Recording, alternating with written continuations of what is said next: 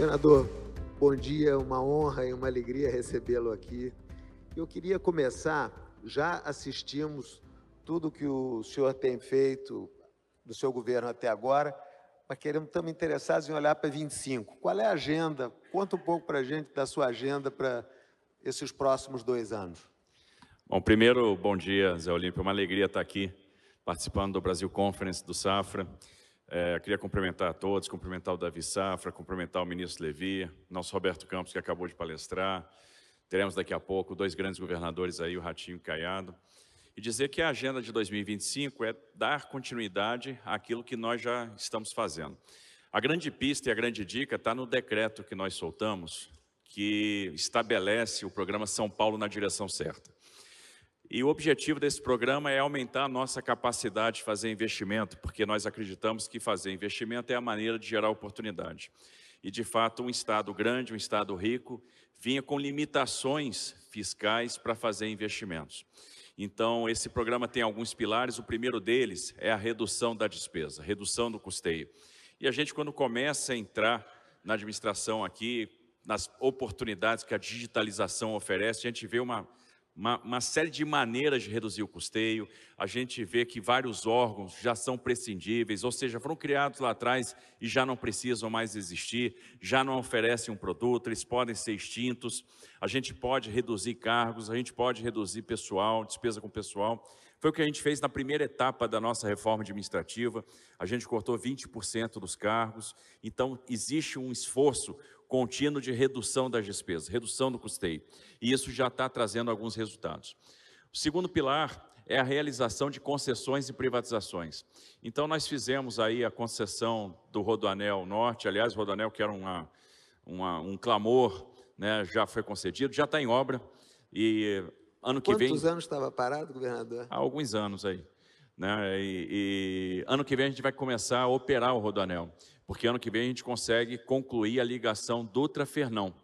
Então vai ficar faltando a Fernão Bandeirantes, mas essa primeira etapa, essa primeira ligação a gente já começa a operar. E a gente vai ter condição de fazer isso a partir já de setembro do ano que vem.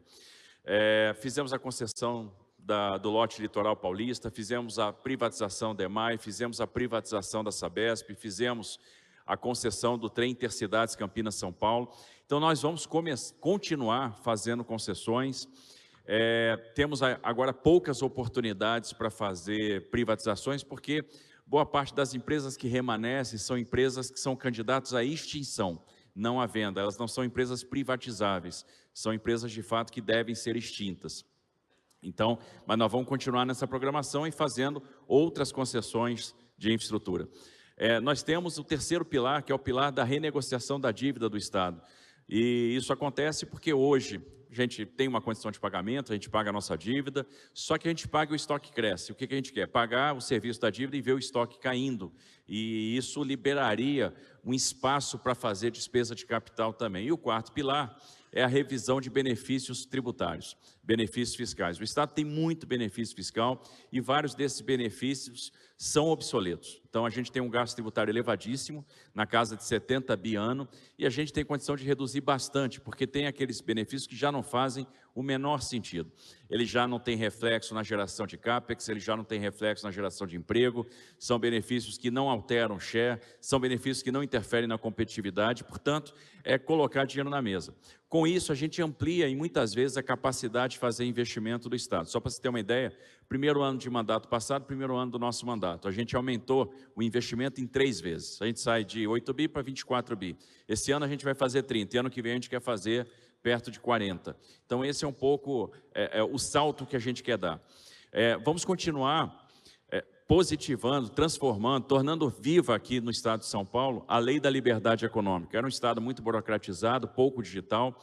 Então, nós ocupávamos a 26ª posição do Brasil em termos de atividades dispensadas de licenciamento, eram 260, a gente subiu isso para 900, estamos aí na 2ª posição em termos de atividades dispensadas de licenciamento, estamos eliminando burocracia, digitalizando a abertura de empresas, digitalizamos o Detran. Só para você ter uma ideia, uma coisa que chamava a minha atenção, por que o Detran de São Paulo arrecadava 2 bi a menos que o Detran de Minas Gerais? Isso é incoerente, né? Matematicamente impossível. e a gente conseguiu aumentar a arrecadação em praticamente 2 bi em um ano. Então, a gente está vendo essas oportunidades, né, para alavancar, de fato, a nossa capacidade de fazer investimento. Então, vamos seguir também nessa revisão de benefícios, então, ganhando fôlego para fazer os investimentos. A gente vai ver aí a maior expansão do transporte metroferroviário da história, obras importantes que estão sendo projetadas, aguardadas há muitos anos, vão começar a sair do papel, investindo também pesadamente na questão da segurança pública, muito investimento, principalmente em tecnologia, em inteligência, muito investimento na área da educação, muito investimento na área da saúde, porque a gente tem que preparar o Estado para o desafio de hoje, que é o envelhecimento da população, perda do bônus demográfico. Então, como é que a gente se prepara para esse envelhecimento da população? E tentando aproveitar as grandes oportunidades que estão aí, né? Quais são? Eu enxergo para São Paulo 2 grandes caminhos, o caminho da transição energética e o caminho da economia do conhecimento. E se a gente aproveitar essas 2 grandes ondas, eu tenho certeza que a gente vai dar um salto. A economia está indo super bem, crescemos 3,3% no primeiro semestre desse ano.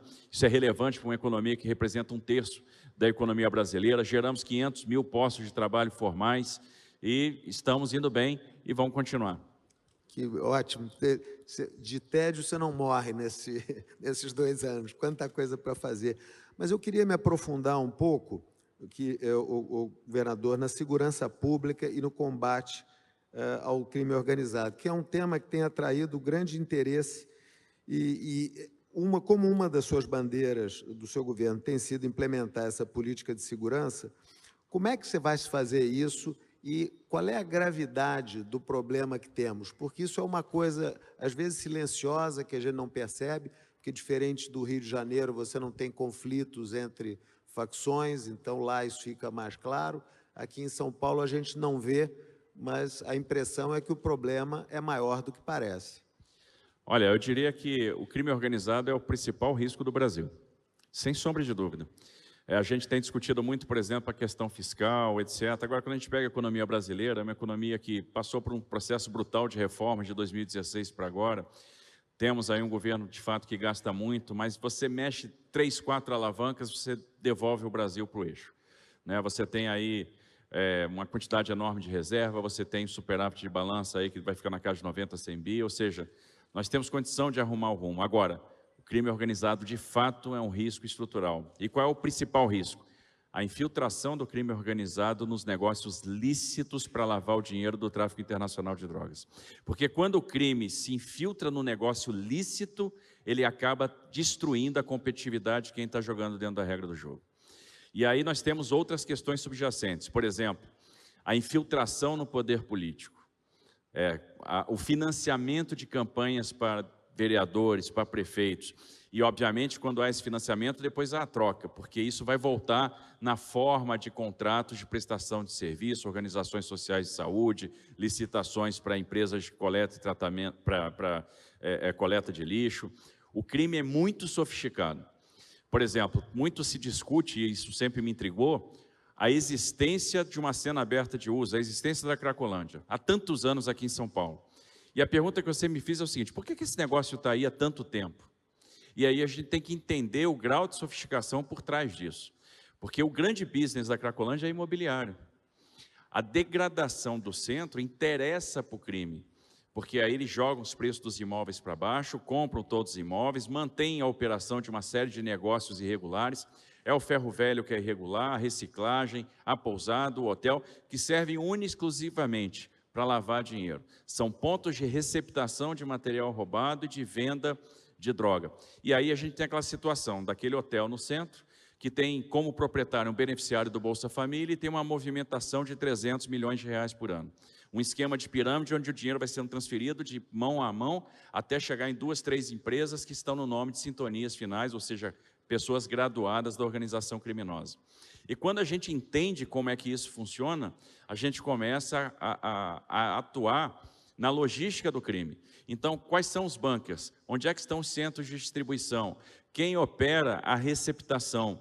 E é exatamente isso que nós estamos fazendo. Então, a gente conduziu uma operação grande no transporte coletivo, que a gente sabia que havia operação no transporte coletivo, se falava, estava no imaginário, mas não se atacava esse problema. Então, houve a operação nas empresas de ônibus, e aí é surpreendente você chegar na empresa de ônibus e encontrar lá armas e drogas, né, na garagem da empresa.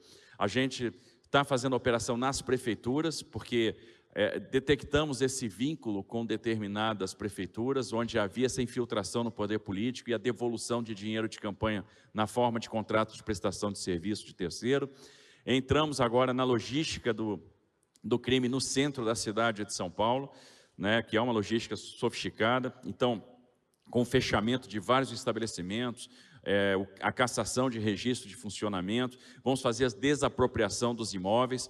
Então, a gente vai atacando justamente na logística. E tem uma questão importante, que é o follow the money. Nós temos que seguir o dinheiro, entender como é que a lavagem está se dando, como é que a lavagem se dá no segmento de combustíveis. Por que é tão fácil lavar dinheiro neste segmento aqui no Brasil? Que é o que destrói, por exemplo, o nosso segmento de etanol, é o que drena a competitividade de quem opera aqui no estado a cana-de-açúcar. Né? Por que é tão fácil? Por que é tão fácil obter um regime especial tributário para combustível no Brasil? Por que a lei do devedor quanto mais não passa? Né? E como é que a gente faz para caçar o registro, para seguir esse dinheiro, para impedir o funcionamento desses negócios irregulares? A drenagem de recursos no setor de combustíveis é gigantesca. O Brasil deve perder alguma coisa em torno de 40 bi por ano, né, em termos de evasão tributária. Então, é muito grave isso. E aí, quando a gente vê, por exemplo, esse limbo no que diz respeito à regulamentação de jogos eletrônicos, me preocupa a infiltração do crime organizado nesse segmento também. A gente está vendo a infiltração do crime organizado no segmento da saúde, nas organizações sociais de saúde que prestam serviço para prefeituras, até porque ter uma organização social de saúde é bom para lavar o dinheiro e é bom para comprar éter, acetona para fazer refino.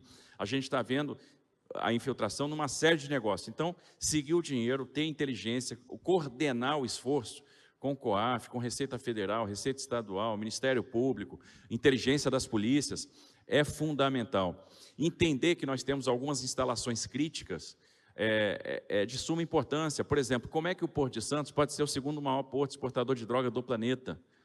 Então, isso não tem cabimento e a gente tem que atuar lá, porque quando a gente cerceia essa logística, a gente vai ter eficácia no combate ao crime organizado. A gente vai começar a impor revés, impor derrotas ao crime organizado. Então, isso é a agenda do dia, a gente está muito focado nisso, e entender que em determinadas situações a gente precisa reconquistar território. Então, a gente às vezes é muito criticado quando faz operações duras contra o crime organizado, mas são operações de reconquista de território. E aí a gente tem que lembrar o que dizia o general Clausewitz: a gente só ganha uma guerra quando a gente conquista o território, quando a gente destrói o poder militar e quando a gente subjuga a vontade. E se essas três componentes não tiverem sido cumpridas, a gente não vence o crime organizado. E nós vamos enfrentar o crime com coragem, porque o crime não vai ter vez mais no estado de São Paulo. E, governador, até que ponto, que essa não é uma questão que se restringe a São Paulo, isso é um problema nacional, até que ponto a coordenação com o governo federal, ou falou-se até de criar-se um sistema único de segurança, um SUS da segurança, qual é a sua visão? Quer dizer, como é que isso, a coordenação entre o governo federal e os estaduais está sendo feita e quais são as melhoras que podem ser alcançadas? Primeiro, eu acho que não é nem mais uma questão nacional, é uma questão internacional, né? Até porque aquilo que é produzido em países latino-americanos é processado aqui, é exportado para os Estados Unidos, para a Europa, para países africanos, para a Ásia. Então, existe demanda uma cooperação internacional. Hoje, a nossa polícia tem interagido bastante com o FBI para tentar entender o movimento do crime, por exemplo, nos Estados Unidos, e como se processa a lavagem do dinheiro dos criminosos lá, como eles conseguem lavar o dinheiro lá em atividades ilícitas e trazer esse dinheiro para o Brasil, né? O dinheiro que vem desse tráfico internacional de drogas. E, de novo, envolve muita inteligência, muita sofisticação. Se não houver, de fato, uma coordenação de esforços, a gente não vai chegar a lugar nenhum. E o papel do governo federal, nesse caso, é muito importante, né? Porque tem instrumentos. O Banco Central, o COAF, a Receita Federal, a Polícia Federal, né? Então, a necessidade da gente trazer mais tecnologia para o policiamento de fronteira, a necessidade de a gente ter mais inteligência no monitoramento das operações financeiras, no combate à lavagem de dinheiro, né? E o Sistema Único de Segurança Pública é bem-vindo desde que se respeite as competências dos entes federados. E se isso ficar muito claro, eu entendo que a gente pode ter ganhos no que diz respeito a diálogo, cooperação, principalmente, né, o compartilhamento de informações, o compartilhamento de dados, a integração das inteligências, que isso pode gerar velocidade na ação do poder público. Perfeito, governador.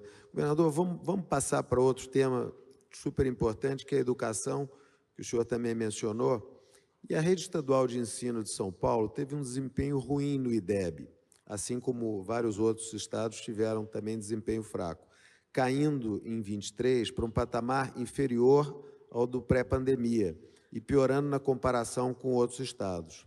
O governo do estado apontou no início de sua gestão uma defasagem no aprendizado e tem implementado medidas para recuperar esse déficit. Como têm sido as evoluções das iniciativas já tomadas desde então? Que medidas podem ainda ser tomadas até o fim de seu governo? E como criar políticas de educação que sejam de fato levadas para o futuro e que não sejam descontinuadas? Olha, é uma prioridade para nós e a gente percebeu aí uma série de problemas sistêmicos. De fato, a pandemia trouxe um prejuízo grande, exige aí uma questão de recuperação dos conteúdos e a gente está estabelecendo a estratégia em alguns pilares. Primeiro pilar, primeira infância.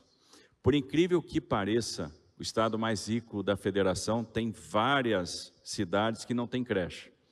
Então, eu diria que aquilo que existe mais moderno em termos de política de desenvolvimento social, em termos de superação da pobreza, é cuidar da primeira infância. É por isso que o estado está desenvolvendo uma série de creches. Hoje nós estamos entregando 123 creches em municípios, né? Isso aí significa disponibilizar vaga de creche para quase 18 mil alunos da rede pública, hein? Então é uma questão importante. Segundo, investir na alfabetização na idade certa, porque o que a gente estava vendo? Os alunos saem do segundo ano, terminam o segundo ano sem fluência leitora. Então a gente está fazendo a prova de fluência leitora no início do segundo ano, está aplicando a prova de fluência leitora no final do segundo ano e está oferecendo prêmios em dinheiro para aqueles municípios que conseguem atingir determinadas metas. Além de medir a fluência leitora, a gente está fazendo o treinamento dos professores das redes municipais. Então, são 40 mil professores sendo treinados por ano para que a gente possa realmente entregar a questão da alfabetização e desenvolvendo o material didático próprio, adequado, para que a gente possa fazer essa alfabetização na idade certa. Terceiro ponto é um grande programa de recuperação do aprendizado. Então, como que a gente vai recuperar os conteúdos? Como é que a gente vai ministrar as aulas para aqueles alunos que hoje estão com deficiência? Porque se essa deficiência persiste, a gente vai acabar tendo a grande evasão escolar. Um bom resultado, a evasão no estado de São Paulo vem diminuindo bastante. E era um número assustador, estamos longe do ideal, mas nós avançamos muito. A gente conseguiu reduzir bastante a evasão em um ano. Então, a gente tinha uma evasão que chegava a casa a gente tinha uma frequência que chegava a casa de 75%, a gente sobe de 75% para 85% em um ano de frequência. Agora, 15% de evasão é uma evasão ainda muito grande. Então, a gente, obviamente, vai continuar fazendo a busca ativa, tornando a escola interessante, porque o aluno só vai ficar na escola se a escola for interessante. Outro ponto importante, revisão dos currículos. A gente tinha 11 itinerários do novo ensino médio, a gente reduziu isso para 3 itinerários, sendo que um é o profissionalizante. Então, a gente quer aumentar muito a carga do ensino profissional e fizemos adaptações para que a gente tivesse mais ferramenta para os alunos na sala de aula. E, principalmente, pensando naquilo que o mercado quer. O mercado quer um profissional que, primeiro, consiga se comunicar, que tenha habilidade de comunicação. Segundo, que consiga resolver problema, transformar problemas grandes em problemas menores. E aí, português e a matemática são fundamentais. Nós aumentamos em 60% a carga de português no ensino médio. Ora, se a gente aumentou 60%, a gente percebe o seguinte, esses alunos praticamente não tinham mais aula de português. Então, a gente sai de 10 aulas semana para 16 aulas semana. A gente aumentou em 70% a carga de matemática. Então, a gente percebe também que praticamente eles não tinham mais aula de matemática. A gente sai de 10 horas por semana para 17 horas por semana, né? Então, um aumento importante. E viemos com o itinerário formativo aí do ensino profissional.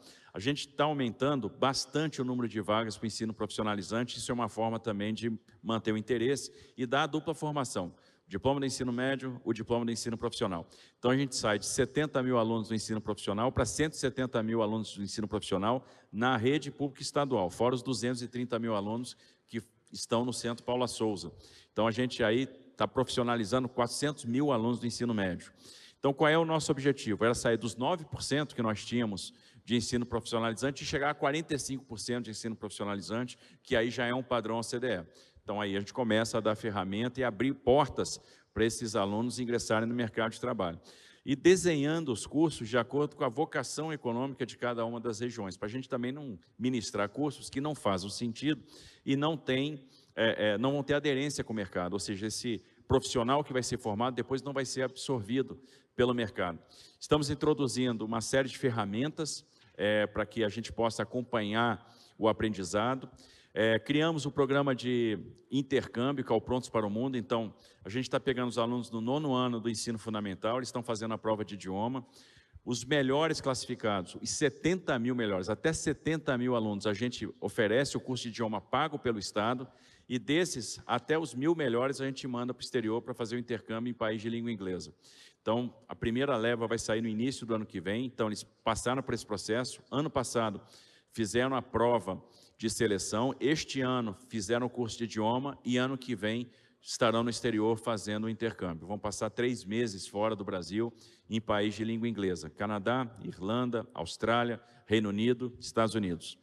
Então, vai a primeira edição do Prontos para o Mundo e é um programa que a gente vai aumentar ao longo do tempo. Estamos mandando, inclusive, professores da rede pública para passar uma temporada no exterior, justamente para a gente fortalecer também essa competência que está ligada à comunicação. A gente precisa ter os nossos alunos falando inglês, isso é uma coisa aí absolutamente fundamental.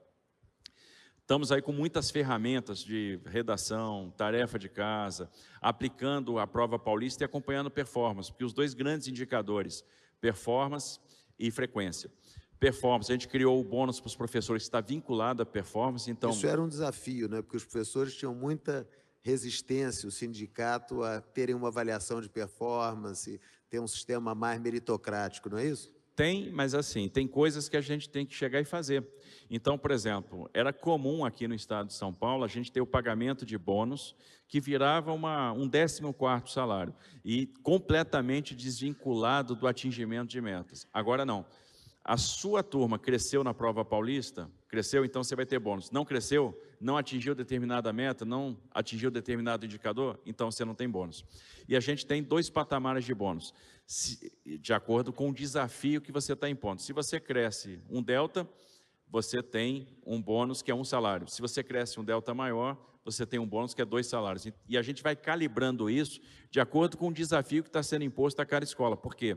Uma escola que já tem um bom nível, é mais difícil ela crescer em termos de performance. Então, essa meta ela tem que ser calibrada, tem que ser ajustada. Uma escola que está indo muito mal, para ela dar um salto, é mais fácil.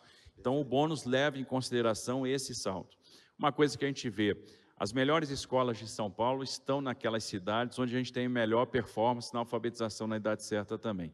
Então, tem um vínculo entre alfabetização e desempenho no ensino médio. E a gente está buscando, então, olhar toda a cadeia. Então, basicamente, a gente está atuando na recuperação do aprendizado, a gente está trabalhando na formação contínua dos professores, na ampliação das escolas de tempo integral e na questão da base, na alfabetização. E eu acho que se a gente continuar caminhando em cima desses 4 pilares, a gente vai ver uma melhoria progressiva, importante, e eu acredito que o IDEB de 2025, que vai ser, na verdade, a prova de 2025 vai ser divulgada em 2026, já vai trazer uma boa surpresa, um resultado muito melhor para o estado de São Paulo.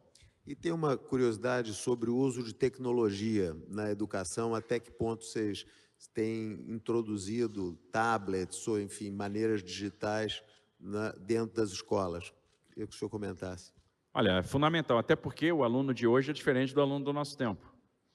Então, ele está muito mais apto, muito mais aberto a trabalhar com tecnologia e, na verdade, isso torna a vida dele também muito mais interessante. A gente disponibilizou uma série de aplicações.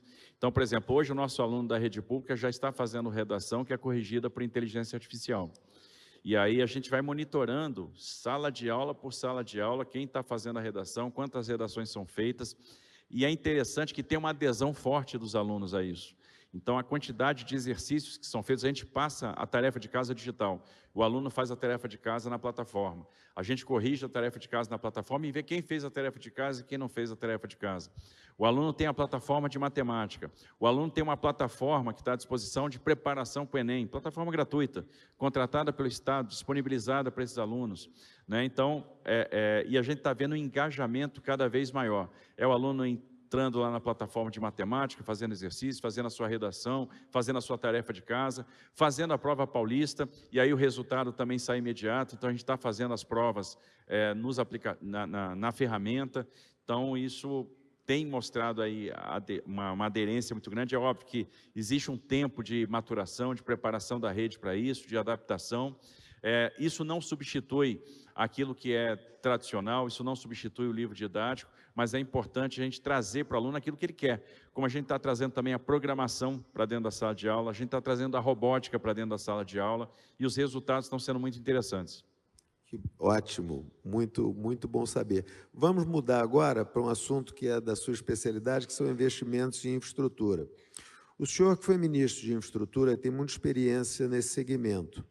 Quando o seu governo iniciou no Estado, como governador, havia obras paradas há mais de 10 anos, como linha 17 Ouro do metrô, Rodoanel Norte, que agora foram retomadas. Pode nos atualizar como estão as frentes para retomar essa pauta tão importante para o Estado e como impedir que contratos no futuro acabem sendo desrespeitados e fazer com que as obras de fato aconteçam? Bom, essa é uma prioridade absoluta, porque o investimento em infraestrutura é transformador, o investimento em infraestrutura, no final das contas, traz muito mais competitividade, aumenta a nossa produtividade. Tinham obras, de fato, paradas há muito tempo, então, uma delas, Rodoanel. Então, a gente fez o leilão do Rodoanel ano passado, fomos bem-sucedidos. Conseguimos iniciar a obra 6 meses antes do prazo que estava previsto. Ali tem uma boa estrutura financeira, em termos de fiança bancária, em termos de garantia. Então, o grupo que entra está bastante capitalizado, em condições de fazer a obra. Já começou a obra, a gente tem 7% de execução da obra hoje, começando a partir da Dutra em direção a Guarulhos. Esse final do ano a gente está chegando em Guarulhos. Ano que vem, então, a gente vai ter a ligação Dutra-Fernão concluída, e isso já permite a funcionalidade do Rodoanel. E em setembro de 26 a gente conclui o Rodoanel por inteiro. Então, a gente vai ter também a chegada a Bandeirantes. E aí, concluindo, então, essa saga, essa jornada, que vai ser muito útil, e tenho certeza que vai melhorar bastante a logística aqui na região metropolitana. A outra era a linha 17, e eu falava para o meu time o seguinte: não dá para ficar esse esqueleto aí, a gente tem duas opções, ou a gente termina a obra, ou a gente implode esse negócio, porque não pode ficar essa estrutura aí abandonada indefinidamente. Bom, a melhor opção é acabar a obra. Então, a gente conseguiu fazer uma nova contratação, a obra está em execução. Recebemos recentemente o primeiro trem da linha 17, que vai ser montado. A gente termina a montagem agora dia 30 de setembro, e aí a gente vai iniciar uma série de testes. A gente issa ele para o pátio da Água Espraiada, né, que a gente estava fazendo esse final de semana a concretagem das vigas. Estamos colocando, né, os sistemas, e no início do ano que vem a gente começa a fazer os primeiros testes na linha. Então, a gente vai começar a ver esse trem rodando. Enquanto isso, a gente está terminando aí, está concluindo as estações, os terminais, e em 26 esse trem da linha 17 também vai estar operando. E a gente já pensa depois na expansão da linha 17, porque quanto mais integrado o sistema de trens e metrô, melhor. Então, a linha 17 faz sentido, não só ligando Pinheiros a Congonhas, mas também fazendo a ligação com a linha 1 e com a linha 4. Então, esse tem que ser o objetivo ao fim e ao cabo. A gente tem aí, se a gente pegar, e são números interessantes, desde a década de 70, quando o nosso metrô começou, a gente empreendeu 104 quilômetros de linhas de metrô. E a gente, ano que vem, vai ter 54 quilômetros de linha em obra, ou seja, a gente vai botar em obra metade do que a gente fez desde a década de 70 até hoje. Então, são obras na linha 6, linha 6 está andando muito bem, a nossa linha laranja, né, que vai aí da Brasilândia até São Joaquim. Nós já temos 10 quilômetros dos 15 quilômetros de túnel concluídos, né, algumas estações aí bastante adiantadas, o pátio do Morro Grande adiantado. Estamos fazendo a obra da linha 2, que é aquela ligação na Zona Leste com Guarulhos. Então, a gente está hoje fazendo ali do Complexo da Rapadura até Vila Prudente. A gente já está se preparando para, quando chegar na Vila Prudente, desmontar a tuneladora, levar para a Penha e depois vir na direção do Complexo Rapadura novamente. Então, passando pela estação Nicanduva. Já demos a ordem de serviço para iniciar a construção da linha que vai da Penha, né, da extensão da linha 2 da Penha até a Dutra, ou seja, fazendo com que o metrô chegue em Guarulhos. Ano que vem a gente iniciar a obra de expansão da linha 4, então passando pela estação Comendador Santana, né, e chegando em Taboão, da linha 5, que vai, na verdade, a linha 5 que vai passar em Comendador Santana e vai para o Jardim Ângela, a linha 4 que vai passar pela Chácara do Jockey e depois vai para Taboão. Então são duas expansões importantes. A gente vai qualificar no dia de hoje a linha 16, que é uma linha de metrô que vai chegar na Zona Leste, vai chegar até a Vila Prudente. Então, aí nós vamos ter uma quantidade de obras muito grande. E estamos estruturando o projeto da futura linha 20, que é a ligação Santa Marina-Santo André. Então, a gente vai levar o metrô até o ABC. E da linha 19, que vai ser a ligação Anhangabaú até Bom Sucesso, em Guarulhos. Então, a gente vai interligando a rede, vamos ter uma expansão bastante grande, né? Temos aí o trem Intercidades, Campinas-São Paulo, que foi licitado. A gente, ano que vem, licita... Que é o trem que liga com Campinas. O trem Campinas-São Paulo. Perfeito. Né? Então, a gente inicia a obra em 26, em 29 o trem intermetropolitano vai estar operando, né, que é o trem parador. Então, para nas cidades da região metropolitana de Campinas, Louveira, Valinhos, Vinhedo, depois para em Jundiaí e assume a linha, o que hoje é a linha 7. E em 31 nós vamos ter o trem expresso funcionando, então sai de Campinas, para em Jundiaí e vai até São Paulo. Ano que vem a gente leilou Sorocaba, São Paulo, então vai ser o segundo trem intercidades, e já estamos trabalhando no projeto do São José dos Campos, São Paulo, e Santos, São Paulo, que são dois trens que ficam de pé também. Obviamente, nenhum deles tem VPL positivo, o governo do estado tem que entrar vai ter que ser uma com PPP, aporte, é uma PPP, mas aí é que está o desafio de estruturar as finanças do estado, para que a gente tenha condição de fazer esses investimentos, fazer os aportes, dar as contraprestações e botar essas PPPs de pé, mas a gente tem dimensionado isso e não vamos ter problemas para cumprir aí esse desafio, né? Então, acho que está tudo muito bem encaminhado. Estamos trabalhando hoje no projeto da terceira pista da Imigrantes. Ano que vem a gente deve leiloar o túnel Santos-Guarujá. Fizemos aí, contratamos os investimentos de saneamento básico, que eram tão importantes com a privatização da Sabesp, enfim. Ontem o Santos-Guarujá vai ser PPP também? Oi? Ou o túnel Santos-Guarujá PPP também? Não fica de pé e é uma PPP importante, porque é uma PPP onde a gente tem uma contraprestação muito relevante. Praticamente 90% do CAPEX é contraprestação. Né? Porque senão aquele empreendimento não fica de pé, não é viável. Mas, até porque a gente tem que manter o patamar de tarifa que você tem hoje com a operação das balsas. É por isso que o Estado tem que entrar com um aporte que é mais vigoroso. Agora, faz muito sentido, muda a dinâmica imobiliária daquela região e a gente precisa trazer novidade para a Baixada, e a novidade é o investimento. Por isso a gente está trabalhando também na terceira pista da Imigrantes, é um projeto que vai ficar pronto em 26, a gente começa a obra, estamos trabalhando na extensão da Carvalho Pinto para chegar em Aparecida, e por aí vai, né? Vamos retomar a obra da Bugiro Nacal. Outro dia demos a ordem de serviço para iniciar o projeto da extensão da Castelo Branco até Chaporã. Ontem a gente fez a sanção do projeto de lei que cria um novo regime jurídico para as agências reguladoras no Estado de São Paulo. E a gente vai chegar no estado da arte em termos de regulação. Nós vamos ter agências que são aquelas agências do sonho, requisitos pesados para nomeação de dirigentes, para escolha de dirigente, para fazer a blindagem política, autonomia orçamentária financeira, ou seja, não dá para investir tanto na iniciativa privada e não ter agências que respondam o desafio de fazer uma boa regulação. Então, a gente vai se tornar um Estado cada vez mais regulador, né, onde a gente vai trazendo aí o investimento privado. E aí, ontem eu fiz uma provocação para o meu time e pouca gente sabia, acho que ninguém sabia responder, mas eu disse o seguinte: vocês têm ideia qual é o tamanho do nosso programa de parceria de investimentos hoje? E o pessoal dizia, não sei. Quando a gente lançou o programa era de 220 bi. Pois é, hoje ele já é mais de 500 bi. Né? Então, só a Sabesp é 260. Aí eu perguntei, vocês têm ideia quanto a gente já contratou em 21 meses de mandato? Quanto é que já tem de contrato assinado? E ninguém sabia. Hoje a gente já tem de contrato assinado 320 bi. Já está contratado, investimento que vai acontecer. E a gente vai chegar. Nós lançamos um programa ferroviário, né, que é essa expansão de trens, metrô, de 190 bi. E o pessoal de 190 bi, uma vez me perguntaram numa entrevista, 190 bi, isso é impossível, 190 bi, isso é número. Hoje já tem de contrato assinado 67 bi. Quando o senhor era ministro, o senhor também merece.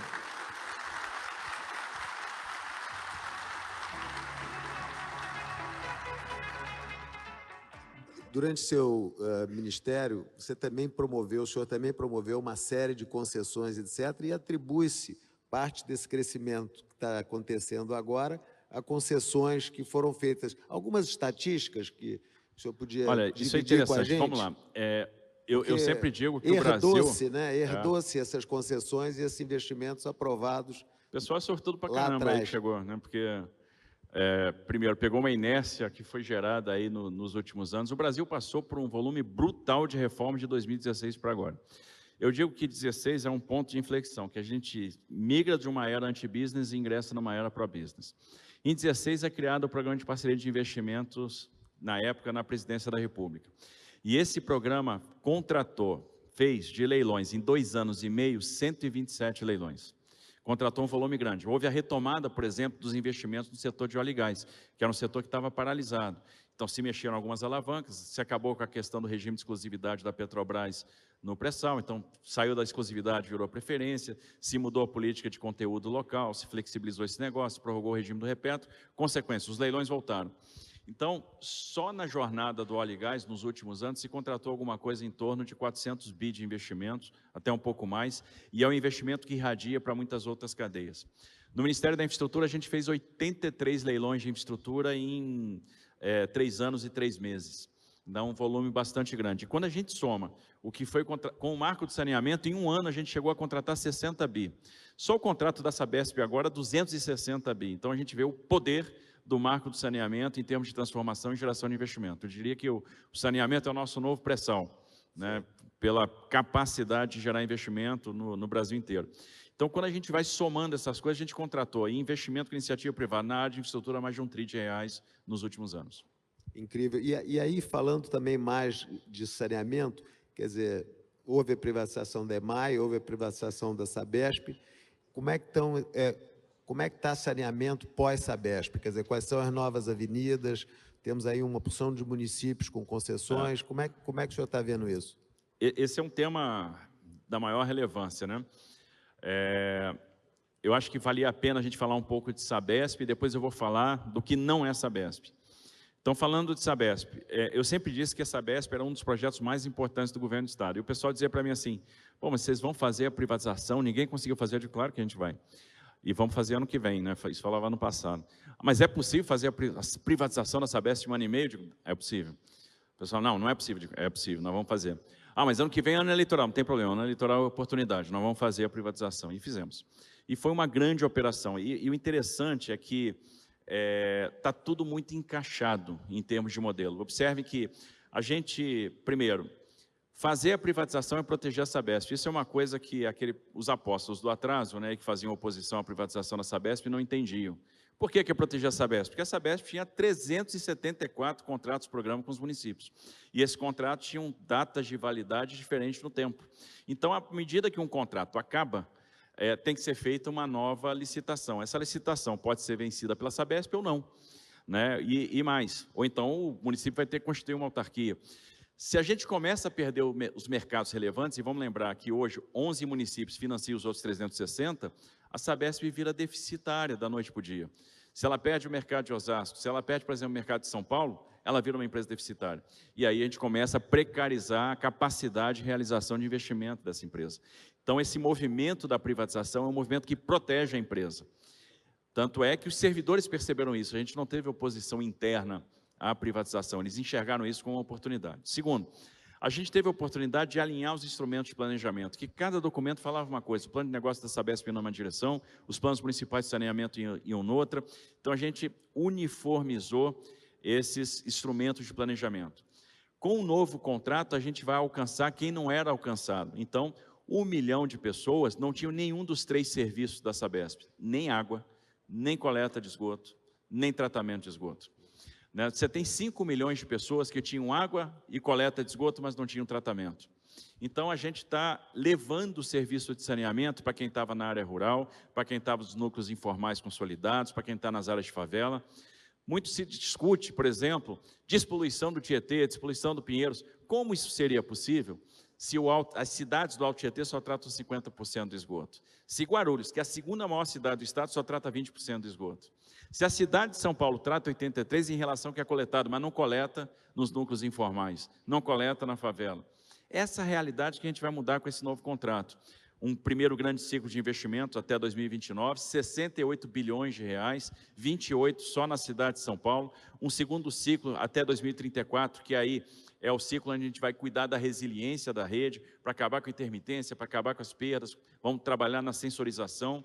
Então, 260 bi até o final do contrato, né, com uma rede que vai ficar muito mais moderna, aproveitando oportunidades que hoje a gente não aproveita, como a geração distribuída, o waste to energy, enfim, uma série de oportunidades que a empresa vai poder trabalhar. E tudo pensado, tudo encaixado. Por exemplo, o casamento da política de dividendos com os steps do investimento, com o grau de alavancagem, para não acontecer o que aconteceu, por exemplo, na Thams Water do Reino Unido. Então, tudo foi estudado, pensado, trazido para dentro desse contrato, as regras de governança, o acordo de investimentos, né, esse nosso acordo de acionistas, então, que traz uma governança, que traz o alinhamento de incentivos, a mudança regulatória para o backward looking, né, que já traz um impacto na tarifa imediato.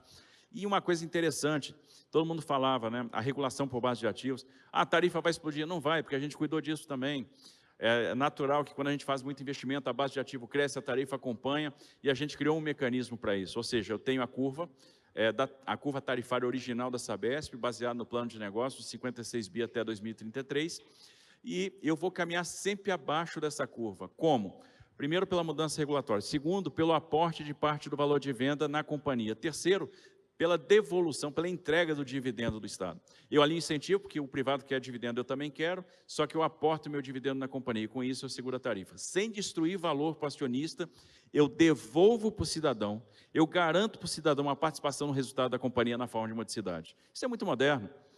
Isso a esquerda nunca fez, tá? Eu não me lembro disso ter sido feito antes. Não, nunca fez, ninguém fez. A esquerda fala para caramba, nunca fez isso. E a gente está garantindo participação.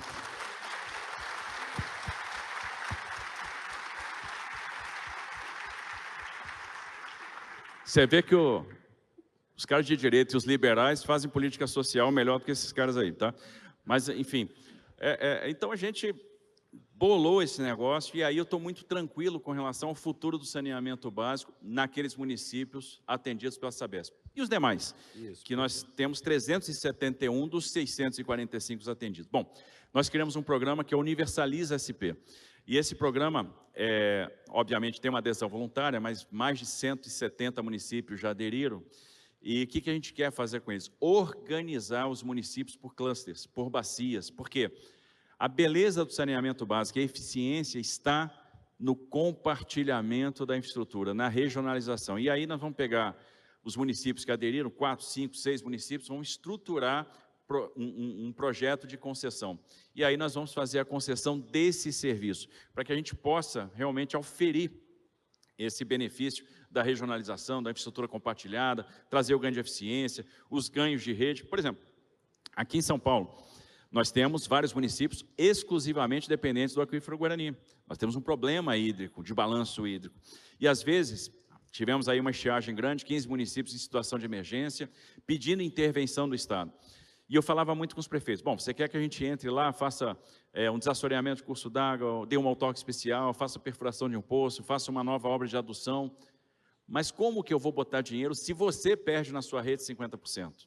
Você não pode perder 50%, porque a gente não pode jogar dinheiro fora. Então é o seguinte, vamos aderir ao Universaliza, que nós vamos estruturar aqui, juntamente com os outros municípios, essas concessões. E a gente agora dá o segundo passo na universalização do saneamento no Estado de São Paulo, que é estruturar as concessões para esses municípios que não estão na Sabesp.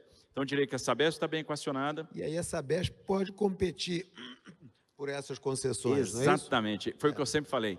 A Sabesp hoje vai ser o grande player para essas concessões no Estado de São Paulo. Então, à medida que a gente for estruturando essas concessões, com certeza a gente vai ter a Sabesp competindo e ganhando, e a Sabesp depois, ela vai romper a fronteira do Estado de São Paulo, que eu tenho certeza que vai ser um grande player de saneamento, não só nacional, mas latino-americano. Fantástico, governador. Nós estamos acabando o nosso tempo, mas todos nós temos assistido com perplexidade essa campanha para prefeito de São Paulo. Quer dizer, uma coisa lamentável. Eu queria um pouco a sua visão, comentários assim, sobre o que nós estamos assistindo e, na sua visão, o que a gente pode esperar. Olha, eu só participei de uma campanha na minha vida. Está lá o Caiado, que participou de dezenas, né? Já antigão, Caiado, Ratinho, meus companheiros, 2 grandes governadores aqui, 2 inspirações para mim. Mas eu só participei de uma campanha na minha vida. E foi um embate de ideias. Era um embate direita e esquerda. E foi um embate que se fez de forma respeitosa. Foi um embate que a gente nunca partiu para agressão. Nunca debochei, nunca botei apelido, meu adversário também não. A gente discutia privatização. Eu era a favor, meu adversário era contra. Eu era a favor da diminuição do Estado, meu adversário era contra. Era, de fato, um embate num ambiente de extrema polarização, direita e esquerda, mas respeitoso. Quando terminamos a eleição, a gente terminou amigo, sem problema nenhum. Posso ser adversário político, não preciso ser inimigo. O ideal é que nós estivéssemos aqui discutindo a continuidade do programa de habitação que está em curso hoje, que a gente estivesse discutindo saneamento básico, que a gente estivesse discutindo alternativas para a mobilidade, que a gente estivesse discutindo o que pode ser feito e como o município pode ajudar na segurança pública, que investimentos ele pode fazer na área de inteligência e tecnologia, se faz sentido absorver o Fundamental 1 ou não, como a gente casa as regulações na área de saúde, como a gente integra a regulação estadual com a regulação municipal. Era isso que a gente tinha que estar discutindo.